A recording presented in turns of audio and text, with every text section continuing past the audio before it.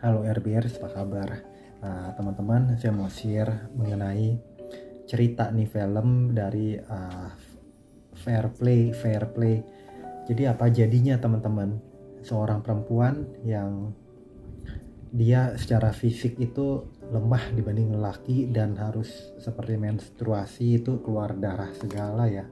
Ada periode peluluran sel telur jadi mengeluarkan darah gitu kan, menstruasi namanya. Dan dia sama lelaki ada di dalam suatu perusahaan yang sama, firma firma pialang, sebutannya firma pialang, seperti apa ya, dia ya ini yang saya lihat di film ini jual beli saham ya, tapi sudah perusahaannya sudah bagus gitu ya, established, sudah bertumbuh bagus gitu. Nah, mereka saling cinta nih, dan kebiasaan orang barat tuh tinggal bareng. Kalau kita bilangnya kumpul kebo tapi tinggal bareng bagi mereka nggak ini, budaya mereka nggak apa-apa gitu, keluarga mereka nggak apa-apa. Dan digambarkan mereka saling mencintai di awalnya. Jadi si laki melihat si perempuan lagi berdarah gitu segala, nggak tahu, jadi kayaknya jatuh cinta gitu dari chemistry-nya itu di awal. Sampai kemudian perjalanan waktu, si lelaki ini ambisius juga, punya ambisi buat naik tingkat, naik jabatan. Dan si perempuan ini biasa aja, nggak terlalu terlihat, tapi pengen juga punya karir naik kayak gitu kan. Dan malam-malam dia ditelepon saat lagi tiduran bareng sama pacarnya itu, setelah dia bertunangan dan tinggal di satu rumah. Ditelepon dia si perempuan oleh bosnya yang lelaki. Bosnya itu ada Rory, lalu ada pucuk pimpinannya lagi. Nah, ternyata si pacarnya ini udah mulai sebel gitu. Kenapa itu dia ditelepon pagi-pagi jam 2 pagi, dia lagi tidur bareng, diminta datang ke kafe kayak gitu, bukan kafe bar ya, untuk diskusi pekerjaan kayak gitu. Akhirnya karena dia tahu itu bosnya, dia berpikir itu bosnya, dia datang. Ternyata yang manggil itu top manajemennya di atasnya lagi. Akhirnya ya udah dikatakan, diceritain, menurut kamu berapa lama seorang bisa menjadi pucuk pimpinan, bisa menjadi pimpinan di perusahaan, menjadi top manajemen kayak gitu. Dia bilang ya ini pokoknya 2 tahun cukup, tahun ketiga cukup kayak gitu kan. Mungkin karir di sana bagus kali. Ini gambarkan di Amerika, dan memang perusahaannya kali mau cepet naikin karyawannya yang punya potensi bagus ya, mungkin karena si pacarnya ini juga lama juga tapi nggak naik. Dan nanti di akhirnya itu dia diceritain bahwa pacarnya kan ambisi juga. Dia bilang karena dia sudah ribut nantinya, kamu dibilang tuh pengecut, coward, nggak berani. Jadi di bisnis ini, pialang ini kan harus berani invest kayak gitu kan, termasuk menggunakan dana perusahaan yang dihimpun oleh seperti reksadana kali ya. Itu masyarakat punya uang itu, atau investor punya uang, berani kelola gabungan kan, tuh gede kan. Dan perusahaan juga punya modal tapi kan nggak mau rugi. Nah, makanya ini berani atau nggak berani kayak gitu. Dan perusahaan itu punya legalitas badan hukum. Kalau sampai gagal segala ya elit kayak gitu kan. Ya pokoknya dinilai begitu. Yang perempuan ini akhirnya naik jabatan, jadi top manajemen. Sedangkan yang lelaki ini tetap stagnan kayak gitu. Ya udah akhirnya mulai tuh dari mukanya, dari tampangnya, mimik mukanya itu terus berubah si lelaki. Jadi seperti nggak suka, kayak nggak seneng, kayak ada benci gitu sama si perempuan. Tapi mereka tetap hubungan sampai suatu saat, berapa kali itu sempat itu jatuh, atau si perempuan berani ambil keputusan untuk ngambil suatu saham jumlah besar. Dan padahal bosnya sudah bilang analisa dulu, tapi dia dapat rumor, dapat apa informasi dari sana sini. Ya udah akhirnya ini gelontorin gede. Nah tapi satu jatuh nyungsep, dan dia sama pacarnya hubungan baik lagi sampai malamnya dapat berita lagi, dia besoknya berapa lama gitu sampai dikatain bosnya segala pelacur, whore lah segala. Ya dia bagaimana ya, dia punya dapat jabatan tinggi, gaji tinggi kayak gitu segala, ya terima-terima gitu kan.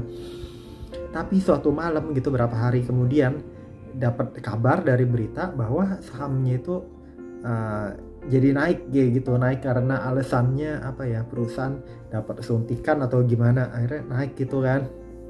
Akhirnya si bosnya segala katanya cabut omongan, dia dapat $500,000 lebih bonusnya karena keuntungan perusahaan itu jutaan dolar kayaknya kayak gitu kan. Yang nggak tahu ya ini saya bener apa enggak. Nah sampai dia terus mau ngajak pacarnya segala tuh, padahal untuk tunangannya malah untuk ngerayain bareng, tapi kayaknya karena hatinya si pacarnya itu seperti ada kebencian yang nggak bisa dikatakan dengan kata-kata, tapi kelihatan dari mimik wajah. Akhirnya dia nggak jadi, dia pergi, dia diajak sama kolega pimpinan perusahaan untuk ke klub malam kayak gitu. Ya udah di sana ada ya hiburan yang sesat kayak gitulah, perempuan bugil, perempuan malam, inilah pelacur kayak gitu ada di situ semua. Nah pulangnya dia mabok, dia sampai rumah apartemen, kemudian dia nyari kunci aja nggak tahu yang mana, pacarnya makin kesel kayak gitu, dia dikatain pacarnya pelacur. Nah udah besoknya si pacar ini sudah bilang investasi di sini, dia yang mau rekomendasiin ini, cuman itu kan butuh dana perusahaan segala kan. Nah si perempuan ini seperti bilang dia nggak punya akses dan dia nggak terlalu mau kayak gitu kan. Akhirnya dia ngadep sendiri ke pucuk pimpinan langsung sampai menyembah berlutut kayak gitu, dan dia mohon, saya akan mencurahkan darah saya segala untuk bisa menguntungkan perusahaan. Jadi terlalu lebay, terlalu jadi jatuh harga dirinya kayak gitu. Tetap nggak dikabulin, perusahaan bilang MP baru, pimpinan barunya itu dia, si Rory itu, not me. Dia tetap pimpinan perusahaan, cuman ininya manajer tingginya tuh dia kayak gitu, orang Rory yang seperti mau mencuri pacarnya itu di hatinya dia. Jadi dia tuh seperti nggak seneng. Udah akhirnya besoknya lagi mulai tuh angin-anginan, mulai dia ribut malamnya sama pacarnya juga, jadi kayak kendor jadi hubungannya. Padahal si pacarnya juga udah ditelepon antara keluarganya, dia juga ada ngetahui info bahwa dia sudah tunangan, mau dirayakan kayak gitu kan. Yaudah akhirnya jadi kacau. Si perempuan juga bilang ibunya juga seperti tahu nggak tahu kan, di sana rada cuek-cuek gimana gitu. Pikir udah kumpul kayak gitu, udah kumpul tinggal bareng itu dipikir serius segala kan. Ternyata kan kebalikan, dan si Lak ini rada stres juga nih pacarnya. Jadi sama si perempuan lagi ribut, tapi dia di belakang tuh seperti menceritakan bahwa dia berhubungan mau serius sama si perempuan ini segala. Ya udah jadi kan si kacau, ibunya si perempuan segala mau datang. Kenapa si Lak ini bilangnya kayaknya normal, baik-baik saja, tapi kenapa dari kamu itu ini nggak baik kayak gitu.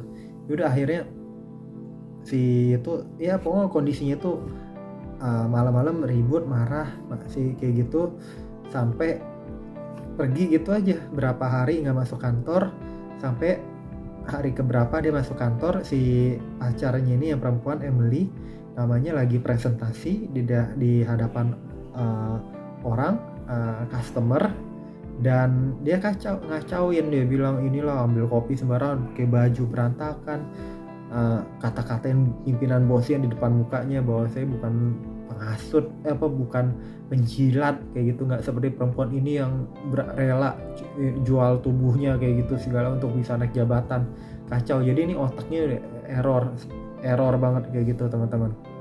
Udah akhirnya udah otomatis tuh malamnya ribut lagi, dan orang tuanya itu bilang ya kita udah datang ini, dia nggak tahu karena si laki bilang kayak baik-baik aja, si perempuan keadaannya itu seperti dibuat stres sama si lelaki ini kayak gitu. Ya teman-teman, kalau ya biarpun gimana jangan ya kita lagi jatuh kayak gimana jangan ngacau deh ya, intinya kayak gitu. Ya udah akhirnya itu si perempuan kesel, saya akan minta putus di depan keluarga, kita merayakan perpisahan, cheers kayak gitu kan. Si laki ini stres jadi pura-pura baik, sampai digaplok pakai botol bir karena dia ngeracau gimana nggak jelas. Terus dia pergi ke toilet, si laki kejar, di situ dia seperti perkosa tuh perempuan. Si perempuan juga lagi stres, akhirnya seperti ya udah diem lah, karena dia diem karena pernah berhubungan di sebelumnya kan. Ya udah baru banget, tapi akhirnya si perempuan pulang. Dan kejadian di kantor hari itu yang mana dia ngacau, si laki ngacau, besoknya dia udah ketemu pimpinan bosnya di apartemennya dan dibahas, biar HRD yang bahas itu, yang selesaikan. Dan dia yakinin nggak ada firma yang mau terima dia karena kejadian ini kayak gitu kan. Dan ya dia cerita akhirnya dia nggak mau ngaku, dia cuma bilang ya tuh dia nguntit saya, dia stalking saya kayak gitu kan. Sampai suatu dia merasa dia punya hubungan spesial sama itu, padahal itu semua saya nggak mau dan saya nggak suka emang, dan kepribadiannya emang kacau. Jadi emang saya nggak sesuai sama dia, dan inilah dia cerita macam inilah. Itu dia nggak mau, tapi dia maksa tuh laki. Bener kejadiannya kayak gini loh. Kejadiannya si laki betul-betul ini neror tuh perempuan, nggak sesuai. Jadi kepribadian ganda, pemarah, emosional kayak gitu, dan mengacau. Udah akhirnya udah pulang malamnya itu, si lelaki masih lagi ngoceh. Dia udah beresin kopernya, dia bilang lagi ke tuh perempuan, padahal tuh perempuan mukanya udah merah biru kayak gitu kan, di iniin ke wastafel waktu dia diperkosa kayak gitu. Dan dia bilang, si laki bilang kamu harus minta maaf sama saya, si perempuan akhirnya marahnya luar biasa ya. Terus dia bilang lagi tuh lelaki, kamu boleh tinggal di sini dulu, ini punya saya, ya meja ini punya saya, ini berhak batalin sewa yang sudah berjalan sekian, kamu masih boleh tinggal di sini ya. Tapi si perempuan keselnya begitu si laki bilang kamu harus minta maaf sama saya, udah langsung diambil pisau, kamu ngomong apa kayak gitu, kamu berlutut kayak gitu. Dia bilang kamu berlutut, kamu minta maaf, kamu yang telah ingin saya. Udah jadi memuncak banget. Akhirnya kamu nangis sekarang, kamu ini ya, sebelum kamu pergi kamu minta ampun dulu ke saya. Si perempuan balikin itu semua. Jadi teman-teman, jadi kita nih ya, kita lagi stres bagaimanapun kita jangan ngaco. Ini kejadian kayak gini jadinya, tapi ini kayaknya cerita film aja. Tusuk itu tangannya segala tuh, laki ditusuk berdarah, kamu nangis ya. Terus dipikirkan si perempuan mau baikan lagi kan, perempuan berlutut atau dia udah minta ampun. Si laki dia bilang darah kan udah ngalir, dia bilang sekarang ya kamu bersihkan darah di lantai dan kamu pergi dari apartemen ini, dari hadapan saya. Udah, film selesai tuh teman-teman. Jadi itu pelajaran berharga. Kita tuh ya jangan kita jangan ngaco, jangan jahatin orang, jangan ngeracau ya, imbasnya seperti ini. Itu aja yang saya mau bagikan teman-teman. Dan jangan pikir perempuan yang tadinya lemah bisa dibakal main kayak gitu, kecuali memang perempuannya salah atau laki nggak salah. Ini kalau laki jelas-jelas juga salah, emosionalnya, kepribadian gandanya nggak bisa diatur gitu teman-teman. Jadilah kita orang baik, dan ya semua diselesaikan dengan baik deh. Jangan pakai mau ngejatuh-jatuhin, jangan ngiri-ngirian kayak gitu. Kalau emang itu diutarakan dengan baik, tapi kalau emang nggak ngerti udah nggak usah hubungan aja kayak gitu. Tapi jangan mempermainkan perasaan, jangan nyusahin, jangan bikin keributan, jangan seperti mainkan emosional orang bisa marah juga walaupun tadi perempuan yang lemah perempuan yang kelihatannya lemah, tapi kalau disakitin juga ini kan, apalagi kalau lakinya salah. Jadi kita orang baik selalu. Semoga bermanfaat teman-teman. Jangan lupa subscribe, like, share, komen. Sampai jumpa di video-video saya berikutnya. Bye bye teman-teman.